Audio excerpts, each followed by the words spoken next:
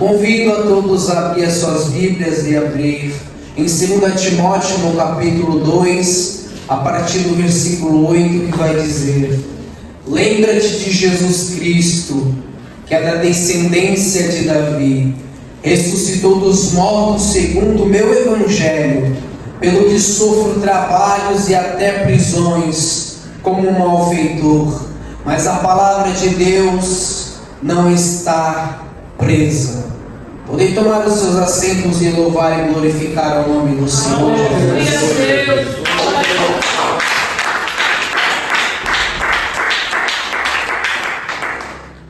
Quão bom é estar ocupado fazendo a obra do Senhor e sofrendo pela seara por amor a Cristo. E é sobre isso que eu quero falar nesta noite.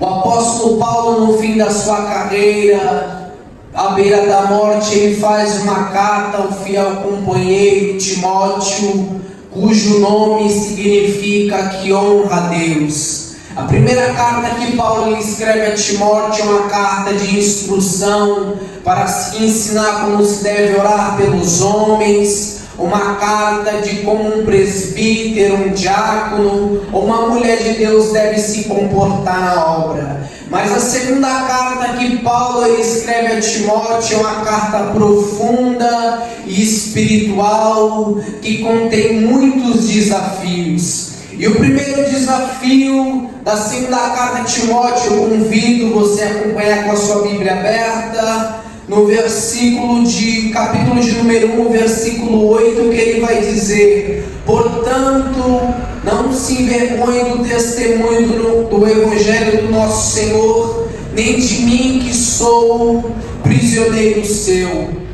E por que Paulo diz isso? Paulo estava com uma estigma negativa de tanto sofrer prisões, de tanto ser açoitado e sofrer por Cristo. Isso estava fazendo que Paulo perdesse a credibilidade entre alguns irmãos, tanto que no versículo de número 15 do capítulo 1 vai dizer que Figelo e Hermógenes o abandonaram, mas ele vai continuar dizendo na parte B do versículo de número 8: antes participa das aflições do Evangelho. O que é participar das aflições do Evangelho? É sofrer por uma boa causa, ao amor da palavra do Senhor, porque o Evangelho ele produz sofrimento no meio do caminho. É uma flor muito bonita, mas que também contém muitos espinhos.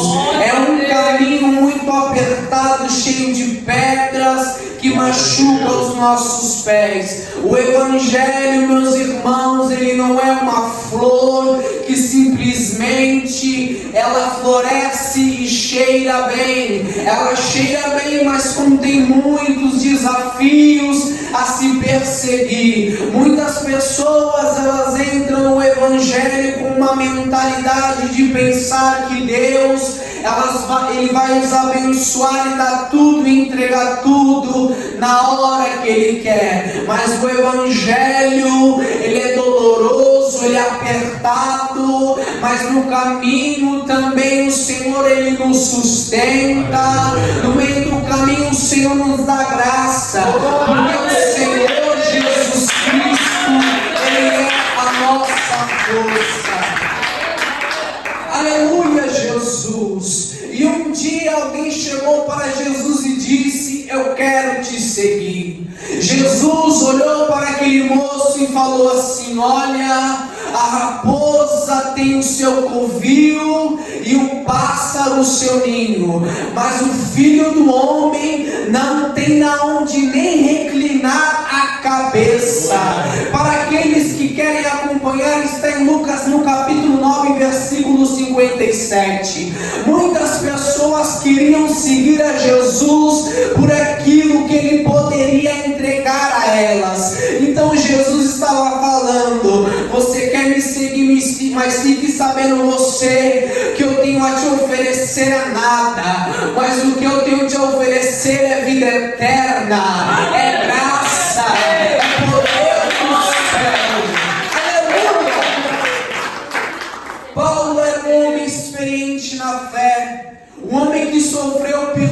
prisões e por vezes foi espancado quase até a morte. Mas Paulo sabia das dificuldades que Timóteo iria enfrentar no meio do caminho. Aleluia, Jesus. Mas ele vai motivar Timóteo dizendo no capítulo de número 2 e versículo 3: sofre pois comigo as aflições como um bom soldado de Jesus Cristo. Um bom soldado, ele nunca vai para uma guerra despreparado, porque em campo de batalha a luta é travada a hora toda, toda hora. Aleluia, Jesus. E não é qualquer luta, qualquer batalha, é uma luta espiritual. Tanto que Paulo, ele vai tratar sobre isso em Efésios, no capítulo de número 6 e versículo 11, que ele vai dizer: porque não temos que lutar contra carne nem sangue, mas sim contra os principados, contra as potestades, contra os príncipes das trevas deste século, contra as hostes espirituais da maldade nos lugares celestiais.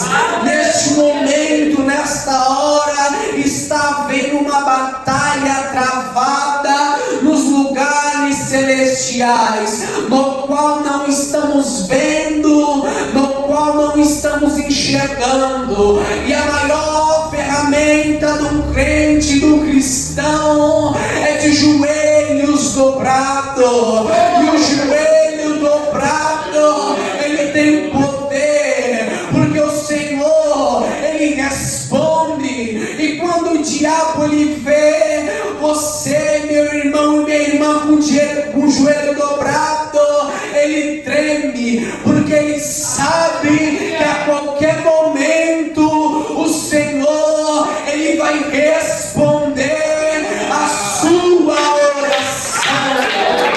Aleluia! Foi sobre isso que o pastor falou ontem, que o diabo, ele ri das nossas pregações, dos nossos louvores, mas quando oramos ele estremece. Por quê? Porque ele sabe que o Senhor, aleluia, ele responde um coração contrito e aquebrantado. Aleluia, Jesus. E como devemos se proteger e se defender, aleluia, dos principados das trevas, das hostes espirituais. Paulo vai continuar dizendo em Efésios, no capítulo 6, a partir do versículo 13: portanto, tomai toda a armadura de Deus. É uma armadura 100% espiritual, que é só adquirida de joelhos dobrados. Aí ele diz: cingi os vossos lombos com o cinto da verdade. Crente sincero, ele anda na verdade. Crente sincero, aonde ele pisa o pé dele, em qualquer lugar, ele prega a verdade, porque a palavra, ela está no coração do crente. Ela é a verdade e a vida. Aleluia. E ele vai continuar dizendo: e tomai o capacete da salvação da fé. Aleluia. O crente, oh glória, ele vive pensando no céu, em ser salvo. Ele está no trabalho e quer estar salvo para morar no céu. Ele está tomando banho e está glorificando, porque ele é salvo.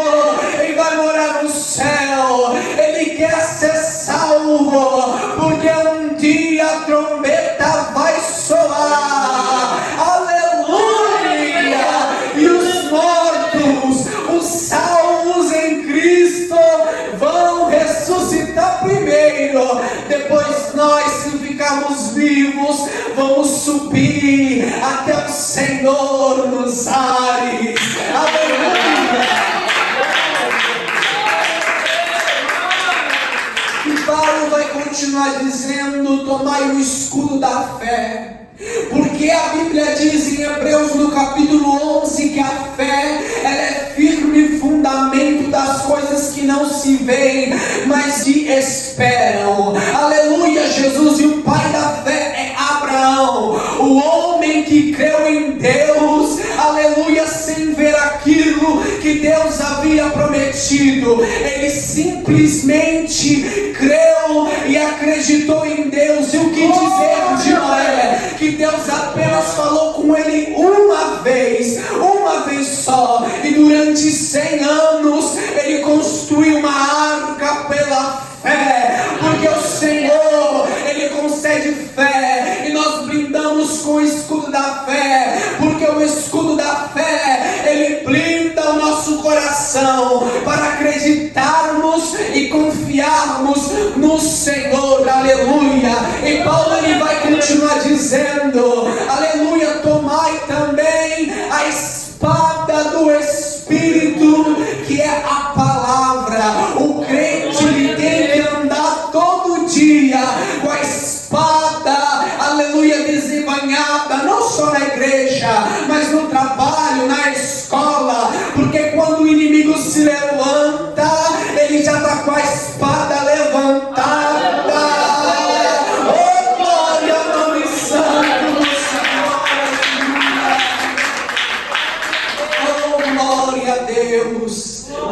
Os aborrecimentos, a posição e a prisão que Paulo experimentou brotaram diretamente do seu testemunho firme sobre a ressurreição de Cristo que ele pregava. Mas ele escreve algo para Timóteo que intriga o meu coração, em capítulo de número 2, versículo 9, que ele vai dizer: pelo que sofro trabalhos e até prisões como malfeitor, mas a palavra de Deus, ela não está presa.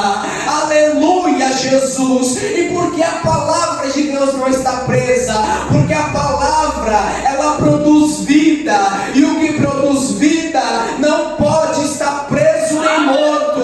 E a própria palavra, ele está vivo, porque ele morreu, mas no terceiro dia ele ressuscitou. Aleluia, glória ao nome do Senhor. E Paulo, aleluia, ele estava dizendo para Timóteo: eu estou na prisão, mas Cristo está vivo. Pregue que ele ressuscitou, pregue que ele é a vida, e ele vivifica o homem, porque o Senhor Jesus Cristo, em Mateus no capítulo de número 11, versículo 28, vai dizer: aleluia, Jesus, vinde a mim todos que estáis cansados e sobrecarregados, e eu vos aliviarei. É por isso que nós cristãos não precisamos guardar o sábado, porque o Senhor, ele é o nosso descanso. Nós descansamos nele, porque ele nos sustenta, ele dá um alívio à nossa alma e nos dá graça. Aleluia, glória a Deus. Oh, glória ao nome santo do Senhor. E no capítulo de número 3, Paulo, ele vai tratar sobre a corrupção dos homens. Aleluia, Jesus, nos últimos tempos. No capítulo de número 3, ele diz que iria surgir tempos, aleluia, homens amantes de si mesmo e avarento. A palavra que Paulo usa aqui para avarento é a mesma palavra que Jesus diz em Lucas no capítulo 16, de versículo 14, para se direcionar aos fariseus que eram amantes do dinheiro. Aleluia, Jesus. A palavra no grego avarento, ela significa aquele que ama o dinheiro. E quando vemos, meus amados irmãos, nesse tempo, nessa geração, homens que se levantam nas igrejas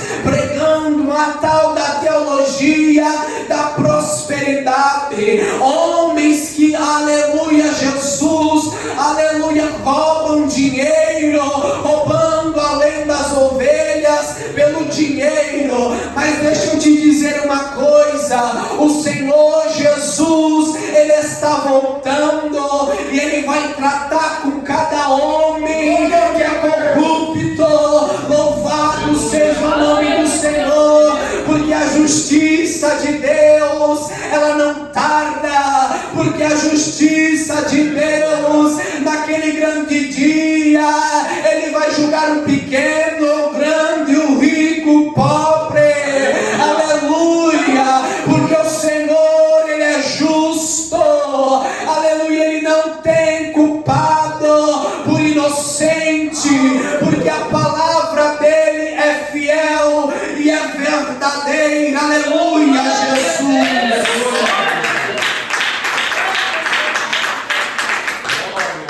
Paulo está tratando em 2 Timóteo no capítulo 3 algo muito sério, algo que é preocupante sobre a corrupção dos homens e a que apostataram da fé. E quando eu li isso, meu coração se entristeceu, se estremeceu, mas o Espírito Santo, Ele me conduziu e me fez lembrar da passagem de 1 Reis no capítulo 16, onde Acabe fez o que era mal aos olhos do Senhor, e ainda tomou a filha de Tibaal, o rei dos Sidônios, e ainda fez um poste de Aserá, de maneira que provocou a ira do Senhor. Mas no meio daqueles, aleluia, que abandonam a fé por causa de dinheiro, por causa das coisas da terra, Deus sempre, Ele tem um remanescente. E o Senhor, no meio da apostasia de Israel, o Senhor levanta um homem, aleluia, cujo nome é Elias. Em 1 Reis no capítulo 17, então Elias, o tibista dos moradores de Gileade, disse a Acabe: vive o Senhor, o Deus de Israel, perante cuja face estou, que neste ano nem orvalho nem chuva haverá, segundo senão a minha palavra. Aleluia, Jesus. No meio da corrupção, no meio dos homens no qual se apostatam da fé e envergonham o nome de Cristo, no meio dos Acabe, sempre Deus vai ter um Elias. No meio daqueles, aleluia, que se corrompe, no meio dos fariseus, no meio do deserto há uma voz que clama, João Batista, aleluia, que acusa o pecado. No meio dos corruptos, o Senhor, Ele levanta um remanescente. A Bíblia diz, meus amados irmãos, que os irmãos já sabem a passagem. Depois que Elias ora, fogo desce do céu. A Bíblia diz que o povo não se volta ao Senhor, e o povo, aleluia, busca matar Jezabel, busca matar Elias. E a Bíblia diz que Elias se entristece e vai para dentro da caverna, não com medo de morrer, mas porque o povo viu fogo, viu que o Deus fez. Mas mesmo assim eles não se converteram. Mas no meio de uma caverna, aleluia, onde está um Elias, há uma voz que diz: Elias, o que faz dentro da caverna? Aleluia. Elias responde a Deus e diz: Senhor, tenho sido muito zeloso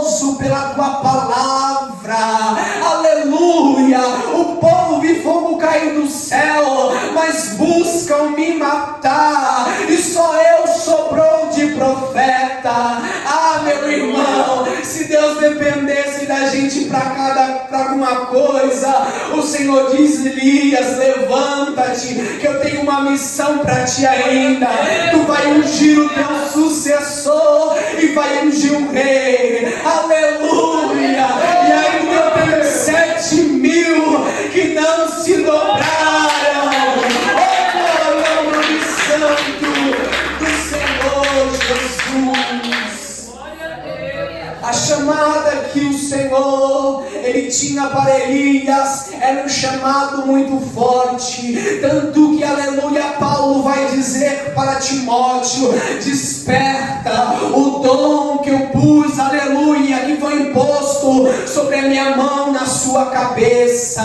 Aleluia, Jesus. Paulo, ele escreve esta carta a Timóteo para motivar a pregar, para insistir, exortar num tempo difícil, no qual Paulo diz que todos o abandonaram, que no primeiro julgamento dele ninguém compareceu, mas ele diz: Jesus estava lá. Oh, glória ao nome santo do Senhor. Paulo está mostrando a realidade do Evangelho para Timóteo, uma realidade no qual, meus irmãos, não vimos e não observamos, com muita dificuldade vemos hoje em dia, que é o Evangelho, aleluia, que é pregado, as dificuldades e as aflições. É uma flor muito cheirosa, muito bonita, mas que contém espinhos, que machuca, aleluia, que machuca. Louvado seja o nome santo do Senhor. Mas eu tenho uma palavra para animar o teu coração aqui. Não viemos à terra para ganhar o Evangelho, viemos para ganhar graça e misericórdia. Mas muitas das vezes perdemos coisas aqui, investimos em pessoas, e muitas das vezes as pessoas viram as costas. Mas eu tenho uma alegria do céu para te contar: é perder aqui para ganhar lá, é perder na terra e o tesouro está depositado lá. Aleluia, glória a Deus. E Paulo, ele diz para Timóteo, aleluia, Jesus, no capítulo de número 4: louvado seja Deus. Conjure-te, pois, diante de Deus e do Senhor Jesus Cristo, que há de julgar aos vivos e aos mortos na sua vinda e no seu reino. Que pregue a palavra, que insista a tempo e fora de tempo, redargue-as, repreenda-as, exorte com toda a longanimidade da doutrina. Paulo estava dizendo para Timóteo: não importa o que aconteça, pregue a palavra, aleluia, seja nas provações, seja nas bonâncias, seja no tempo que for, pregue a palavra em tempo e fora de tempo. E Paulo, aleluia, era um homem fiel a Deus, e no findar da sua carreira, ele vai dizer para Timóteo: eu combati o bom combate, acabei a carreira e guardei a fé. A carreira de Paulo estava concluída. Um homem que plantou mais igreja no Novo Testamento, que em nenhum momento ele deu atrás com o pé, mas ele seguiu de cabeça levantada, porque o Senhor que apareceu para ele em caminho de Damasco estava do lado dele. E deixa eu te dar uma notícia: o Senhor que estava com Paulo, ele está com você até o findar também da sua carreira, até o findar, meu irmão, da sua carreira nesta terra. Aleluia, Jesus, glória a Deus.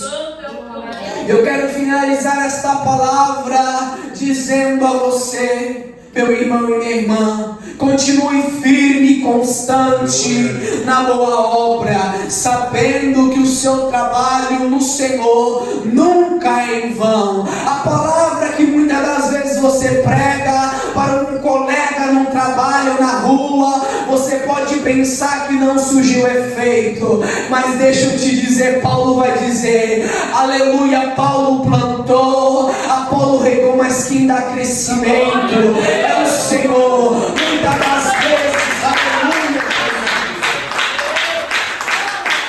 muitas das vezes não podemos ver o resultado daquilo que fazemos na obra, mas o Senhor, o tempo dele não é o nosso. Muitas das vezes saímos na rua para pregar a palavra e as pessoas só escutam, mas não sabemos porque é o Espírito que trabalha. A palavra ela é anunciada como uma espada que chega aonde nenhuma palavra chega a não ser essa, e o Senhor, Ele converte as vidas e as almas. Por isso nesta noite se alegre no Senhor, em pregar a sua palavra, em exortar na palavra e conduzir as vidas pela palavra para o céu. Que você nesta noite que nos escuta através do canal do YouTube possa guardar esta palavra no coração. Não desanime do caminho, não abandone Cristo por nada,